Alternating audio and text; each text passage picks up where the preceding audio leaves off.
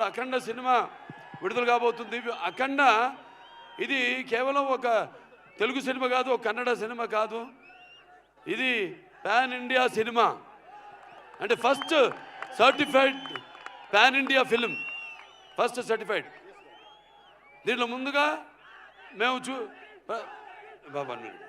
మేము అఖండ ఒకటి తీసాము.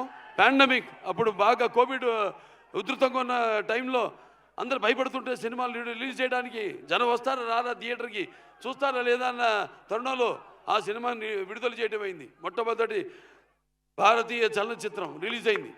ఆ తర్వాత మిగతా సినిమాలన్నీ రిలీజ్ అయినాయి. ఆ సినిమాలో మనం చూపించింది ఏంటి?